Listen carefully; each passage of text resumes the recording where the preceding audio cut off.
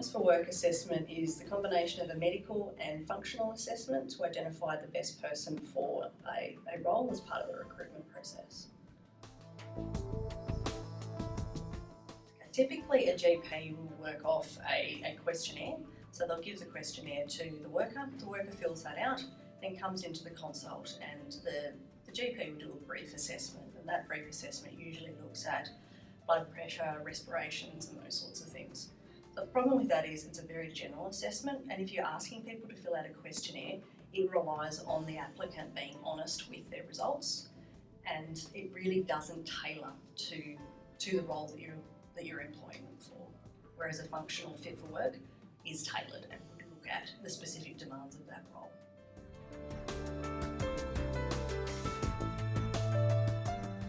It's important to do fitness for work assessments to make sure that you're hiring the best candidate for the role. So it works in both ways. You want to make sure that you've got the information to ensure that the worker can complete the inherent demands of the role, so that when you hire them, that they're not at more risk to either themselves or other people.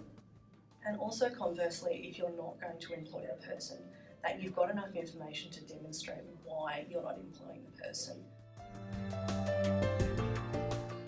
It's recommended that you complete a fitness for work assessment after you've gotten down to probably your top 2 to 3 applicants, so that you're not having to assess large numbers of people and you're assessing the people that are best placed to complete the role. The important thing is to not offer a role prior to a fitness for work assessment and not making an offer of employment subject to a fitness for work assessment. The reason behind that is if you decide not to employ the person, then the concern is that it's being done due to medical grounds, and that can be perceived as discrimination. A fitness for work assessment is based on a fitness for work system, and the way we set up a fitness for work system is to come out to the workplace and look at what the inherent demands of the role, so the nitty-gritty of what somebody has to do that role. We then pull that information together into an inherent demands checklist, which outlines specifically what the person needs to do, how long they need to stand for, how long they sit for, what they have to lift, and take photos of that role, so that the assessors completing that role have a good understanding of what the requirements are. Once we've done that, we can start to assess applicants, and the assessment will look at whether the person can complete those demands, and we then rate them on a traffic light system. So green is for there was no concerns at all that the worker could complete all components of the fitness for work assessment. Orange is they could complete the inherent demands of the role, but they would require some kind of modification to the workplace or the role. And red is a concern that they wouldn't be able to safely complete the role. Now, we will rate the person on that checklist. We will never recommend specifically to employ or not to employ a worker. What we will do is rate them on that and then provide you with advice. So we're giving you as much information as possible for you to make decisions, and look at if the person's rated as an orange rating, looking at what the requirements are to accommodate that person in the workplace.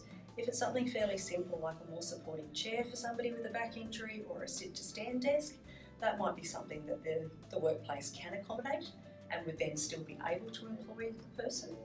However, if the same person has a back injury and they need to drive for long distances and they wouldn't be able to do that on an ongoing basis, that's less likely to be able to be accommodated by the employer, and there's greater support if you decided not to employ that person.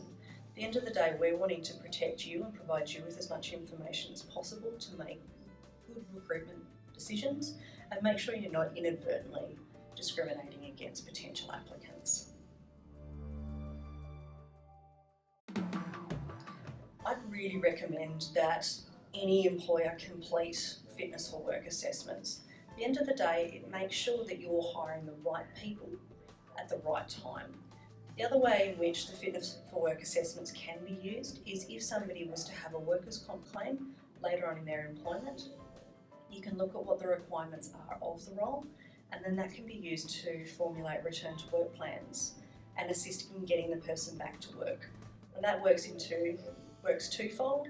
Helps you as an employer get the person back to work, so you're not paying as much on workers' comp premiums, and you're really showing to your workers that you want them back at work and can demonstrate how you do that. So not only are you being able to support yourself in making good recruitment decisions, but you're also being able to use those assessments from a retaining good employees as well.